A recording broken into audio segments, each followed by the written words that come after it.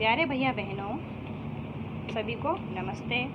आज हम पढ़ रहे हैं कक्षा अष्टम का पाठ 4, जिसका नाम है दीवानों की हस्ती, जो कि लेखक भगवती चरण वर्मा जी द्वारा लिखा गया है। लेखक ने बताया है जो पाठ का शीर्षक है दीवानों की हस्ती। दीवाना मतलब होता है मस्त मौला व्यक्ति या अपनी ही मस्ती में रहने वाला व्यक्ति, और हस्ती से मतलब है जिंदगी या स्वभाव। मतलब जो व्यक्ति अपनी मस्ती में मस्त रहता है उसकी ज़िंदगी कैसी होती है, उसका स्वभाव कैसा होता है, उसके माध्यम से जो लेखक है वह इस कविता को बताते हैं और इस कविता से हमें प्रेरणा देना चाहते हैं कि हमें भी वैसा ही बनना चाहिए। पाठ पढ़ने से पहले हम लेखक के बारे में जानकारी लेते हैं।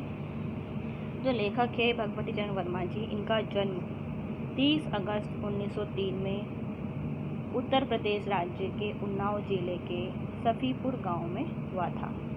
इनके पिता का नाम देवी चरण जी था, जो कि पेशे से वकील थे। इनकी मृत्यु 5 अक्टूबर 1981 में हुई थी। जो लेखक हैं, इनकी जो कर्मभूमि है ज़्यादातर कहाँ रही है, लखनऊ में रही है। वर्मा जी ने बहुत से उपन्यास लिखे, कहानी, नाटक, एकांकी, निबंध आदि विधाओं में अपनी रुचि दिखाई। ये क्या है, कुशल पत्रकार भी रहे हैं। इनके कुछ उपन्यास हैं जैसे पतंग, चित्ररेखा, भूले बिसरे चित्र, थके पाँव, चाणक्य, अपने खिलौने, टेढ़े मेढ़े रास्ते। इस प्रकार से इनके 15 से 16 उपन्यास रचना इन्होंने की थी। इनका जो भूले बिसरे चित्र है, इन्हें 1959 में साहित्य अकादमी द्वारा पद्म भूषण सम्मानित किया गया था। जो लेखक हैं वो बताना चाहते हैं कि कविता का जो भाव है वो क्या है, कि जो एक व्यक्ति होता है मस्त रहने वाला, वह अपनी मस्ती में मस्त रहता है और दूसरों को भी प्रसन्नतापूर्वक जीवन जीने की बात करता है, और वह जहाँ भी जाता है दुनिया में अपने सुंदर स्वभाव के द्वारा खुशियाँ बिखेरता जाता है। वो बताना चाहता है कि जिस प्रकार से मैं प्रसन्न रहता हूँ, दूसरों को प्रसन्नता देता हूँ, खुशियाँ बांटता हूँ, उसी प्रकार से प्रत्येक व्यक्ति को प्रसन्न रहना चाहिए और दूसरों को भी खुशियाँ बांटना चाहिए। कवि सीख देता है कि हमें ऐसा व्यक्ति बनना चाहिए जो स्वयं प्रसन्न रहकर दूसरों को प्रसन्नता दे, अपने स्वभाव से दुखी जीवन पीड़ित व्यक्ति को भी प्रसन्न कर दे, उसके जीवन में खुशियाँ भर दे। वो जहाँ भी जाए खुशियाँ बांटता रहे, प्रसन्नता देता रहे। अब हम पाठ का भावार्थ समझ लेते हैं। जो लेखक है वो बताते हैं, हम दीवानों की क्या हस्ती है, आज यहाँ कल वहाँ चले, मस्ती का आलम साथ चला, हम धूल उड़ाते जहाँ चले। जो लेखक है वह कहते हैं कि जो मस्त मौला व्यक्ति होता है उसके स्वभाव की जो हस्ती है वो कैसी होती है, एक अलग ही प्रकार की बताई गई। उसकी बात ही कुछ और होती है। हम दीवानों की क्या हस्ती, मतलब जो हम दीवाने व्यक्ति हैं, दीवाने मतलब अपनी मस्ती में मस्त रहने वाले, उनकी जो हस्ती मतलब स्वभाव, जिंदगी वो कैसी होती है आज यहाँ कल वहाँ चले। हम कभी तो क्या करते हैं, यहाँ पर रहते हैं और कभी दूसरी जगह चले जाते हैं। हम आज यहाँ कल वहाँ हैं और अपने स्वभाव से मस्ती का आलम साथ चला, और हमारा जो स्वभाव है मस्त रहने का, वो आलम, वो स्वभाव हमारा क्या है, हमेशा साथ में चलता रहता है। हम जहाँ भी जाते हैं हमारे साथ प्रसन्नता, खुशियाँ साथ में चलती रहती है। हम धूल उड़ाते जहाँ चले, जहाँ भी हम जाते हैं स्वतंत्र रूप से उस रास्ते की धूल उड़ती रहती है। मतलब हमें ये परवाह नहीं करते कि हम जहाँ पर जा रहे हैं वो स्थान कैसा है, वहाँ धूल उड़ रही है, कांटे हैं, उनका विचार किए बिना ही हम वहाँ पर जाते हैं, लोगों को खुशियाँ बांटने का काम करते रहते हैं।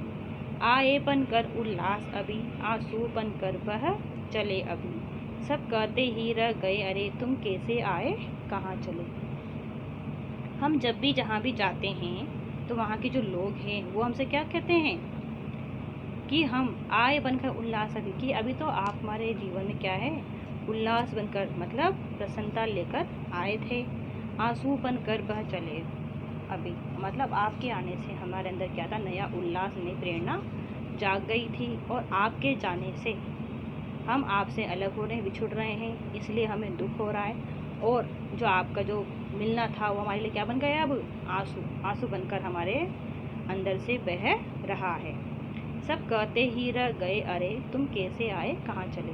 जितने भी व्यक्ति हमारे संपर्क में आते हैं, जिनसे हम बातचीत करते हैं, वह हमें देखकर हमसे मिलकर इतने प्रसन्न हो जाते हैं कि हमारे जाने का नाम लेते हैं। क्या कहते हैं, सब कहते ही रह गए, अरे सब यही कहते रहते हैं, अरे तुम कैसे आए, कहाँ चले। कि आप अभी हाल तो आए थे, आप आए कैसे थे, किस कारण से आए थे और कहाँ चले जा रहे हो। किस ओर चले मत पूछो, चलना है बस इसलिए चले। इस पर लेखक कहता है कि मेरा काम क्या है, चलने का है।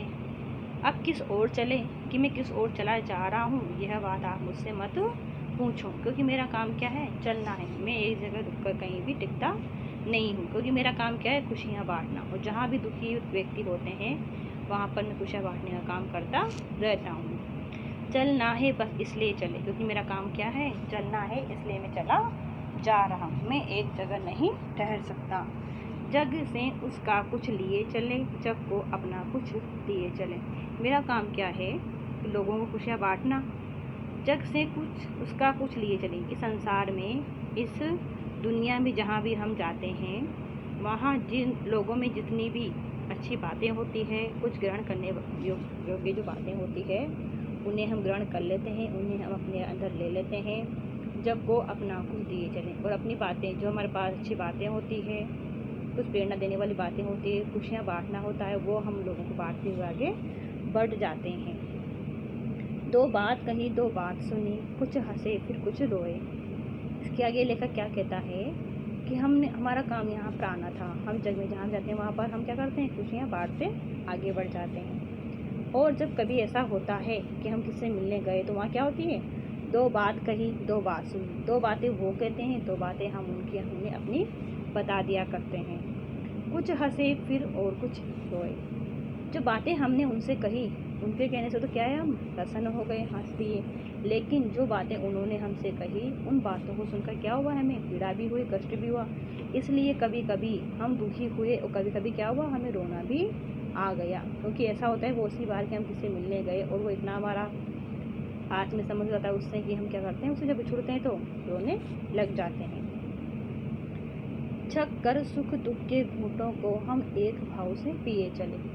छक्कर मतलब जमकर। हमने सुख दुख के घूंट मतलब जहाँ भी हम जाते हैं, सुख दुख की बातें करते हैं एक दूसरे से, उन्हें भी हम अपने सुख दुख की बातें बताते हैं। और उन सुख दुख के घूंटों को, घूंट मतलब जो सुख दुख रूपी जो बातें हैं वो क्या है, हमारे लिए घूंट के समान है। जो हम क्या करते हैं, दोनों को पीते हैं। कैसे, हम एक भाव से पिए चले, समान रूप से। ऐसा नहीं है कि हम सुख की बातें तो हंसकर ग्रहण करते हैं और दुख की बातों को ग्रहण करने में हमें तो दिक्कत आती है। हम दोनों बातों को, सुख की हो या दुख की, उन्हें हम जमकर बात करते हैं, सुख दुख की बातें करते हैं और उन्हें एक भाव से ग्रहण करके आगे चल पड़ते हैं। अब आगे देखेंगे हम भिखमंगों की दुनिया में स्वच्छंद लुटाकर प्यार चले। हम भिखमंगों दुनिया मतलब, भिख मंगे से मतलब क्या है, यहाँ पर जो कि भीख मांगते हैं, निर्धन है, गरीब है, असहाय, ऐसों की दुनिया में क्योंकि सब तरह के लोग हैं,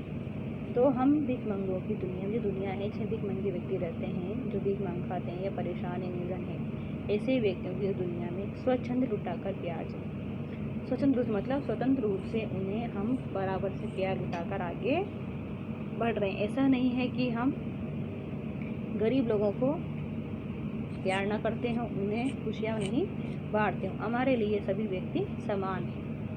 हम एक निशानी सी उड़ पर ले असफलता का भार चले। जब हमें कभी कभी लगता है कि जो व्यक्ति हैं हमें कोई कड़ी बात बोल देता है, तो हम उसे एक निशानी सी उड़ पर, उड़ मतलब हृदय पर, अपने सीने में, अपने मन में उस बात को क्या करते हैं, निशान जैसे अपने सीने पर ले लेते हैं और ले असफलता का भार चले। और हमें लगता है कि जिस काम को हम कर रहे हैं, खुशियाँ बांटने का काम कर रहे हैं, उसमें क्या है, हमें कहीं ना कहीं असफलता मिली है।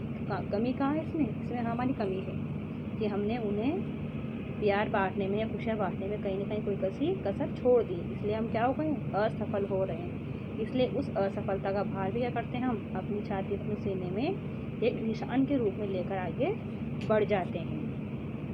अब अपना और पराया क्या, आबाद रहे रुकने वाला। मतलब जब भी हम कहीं भी जाते हैं, हमने बताया कि हमारे लिए कोई भेदभाव नहीं है। अब अपना और पराया क्या, अब खुशियाँ बांटनी है, प्रसन्नता देनी लोगों को, क्योंकि हम दीवाने हैं, मदमस्त व्यक्ति हैं, तो हमें अपना और परायों में कोई भेदभाव नहीं करना चाहिए। ऐसा नहीं है कि अपनों को हम ज़्यादा खुशियाँ बांटें, उनको ज़्यादा समय दें, और जो पराए हैं उनसे हम कम बात करें, क्योंकि हमारा काम क्या है, खुशियाँ बांटना। तो उसमें अपना पराया का कोई भेदभाव नहीं है। आबाद रहे रुकने वाले, जो व्यक्ति रुक जाते हैं बीच में, वो क्या होते हैं हमारे लिए, वो हमारे लिए क्या है, आबाद रहे, मतलब वो हमेशा प्रसन्न रहें। हमारा काम क्या है, चलना है। लेकिन बहुत से व्यक्ति होते हैं चलते नहीं हैं, वो रुकने में ज़्यादा प्रसन्नता महसूस करते हैं। तो वो जो व्यक्ति बीच में रुक जाते हैं, वो भी क्या है, हमारी तरफ से तो प्रसन्न रहे। उनके लिए हम ये नहीं कहते कि वो प्रसन्न ना रहे, क्योंकि वो बीच में रुक गए हैं। और हम स्वयं बंधे थे और स्वयं हम अपने बंधन तोड़ चले। हम स्वयं क्या है, जो संसार की लुभावनी बातें हैं, उनमें क्या है, हम अपने आप को बांध लिया था, हमने बंध गए थे उनमें। और फिर जब मेरे अंदर ज्ञान रूपी प्रकाश जाग उठा है, मेरे अंदर समभाव, समान रूप से सारे संसार को देखने का भाव जाग उठा है, तो हम क्या करते हैं, उस सब बंधनों को तोड़ देते हैं और हम संसार में आगे चलने के तैयार हो जाते हैं। मतलब हम स्वयं भी अपने क्या करते हैं, इन बंधनों में बनते हैं, पारिवारिक बंधनों में मोह माया में फंस जाते हैं और स्वयं ही उन बंधनों को तोड़कर आगे बढ़ चलते हैं। क्योंकि हम क्या हैं, दीवाने हैं। दीवाने मतलब अपने हिसाब से जीने वाले, ज़िंदगी और अपनी ज़िंदगी स्वभाव कैसा बना रखा है हमने, ऐसी हस्ती बना रखी है अपने आप की कि हम मस्त होकर अपने स्वभाव से अपने जीवन को जीना चाहते हैं और दूसरों को खुशियाँ बांटना चाहते हैं। आशा करती हूँ यह पाठ आपको समझ में आ गया होगा। इसके जो प्रश्न है, इसके प्रश्न देख लेते हैं। कवि ने अपने आने को उल्लास और जाने को आंसू बनकर बह जाना क्यों कहा। कवि कहता है कि जब वह कहीं पर जाता है तो वो उल्लास इसलिए क्योंकि वो जहाँ पर भी जाता है वहाँ मस्ती का आलम लेकर जाता है और वहाँ के लोगों के जो मन होते हैं वो क्या होते हैं, प्रसन्न हो जाते हैं। पर जब वह उस स्थान को छोड़कर आगे जाता है तब उसे वहाँ के लोगों को जो दुख होता है विदाई के कारण, उससे उसकी आंखों से आंसू बह निकलते हैं। भिखमंगों की दुनिया में बेरोक प्यार लुटाने वाला कवि ऐसा क्यों कहता है कि वह अपने हृदय पर असफलता का एक निशान भार की तरह लेकर जा रहा है। क्या वह निराश है या प्रसन्न है। यहाँ भिखमंगों की दुनिया से कवि का आशय है, यह दुनिया केवल लेना जानती है, देना नहीं जानती है। कवि ने भी इस दुनिया को प्यार दिया, पर इसके बदले में उसे वह प्यार नहीं मिला जिसकी वह आशा करता है। कवि निराश है, वह समझता है कि प्यार और खुशियाँ लोगों के जीवन में भरने में असफल रहा। दुनिया अभी भी सांसारिक विषयों में उलझी हुई है, इसलिए वह क्या है, अभी भी दुनिया क्या है, अपने ही मोह माया में, अपने स्वार्थ में फंसी हुई है। और जो लेखक का विचार था वो उससे सहमत नहीं है, क्योंकि लेखक क्या है, अपने आप क्या समझ रहा है कि मैं उस जो मेरा मकसद था खुशियाँ बांटने का, प्रसन्नता देने का, उसमें क्या हो गया हूँ, मैं असफल हो गया। कविता में ऐसी कौन सी बात है जो आपको सबसे अच्छी लगी। कविता में कवि का जीवन के प्रति दृष्टिकोण अच्छा लगा। कवि कहते हैं हम सबके सुख दुख एक हैं तथा हमें एक साथ ही इन सुखों और दुखों को भोगना पड़ता है। हमें दोनों परिस्थितियों का सामना समान भाव से करना चाहिए। ऐसी दृष्टिकोण रखने वाला व्यक्ति सुखी रह सकता है जो समान रूप से सुख दुख को सहता है। संतुष्टि के लिए छक्कर जी भरकर खुलकर शब्दों का प्रयोग हुआ है। इन भावों को व्यक्त करने वाले कुछ और शब्द सोचकर लिखिए। खींचकर, पीकर, मुस्कुराकर, देखकर, मस्त होकर, सरोबार होकर। इस प्रकार से हमारा पाठ खत्म हो चुका है। आशा करती हूँ आपको पाठ समझ में आ गया होगा। आप इससे प्रश्नोत्तर करना, भावार्थ को पढ़ना। भावार्थ समझ में नहीं आता है तो वापस से मुझसे आप पूछ सकते हैं। प्रश्नों को कॉपी में करने का प्रयास करना।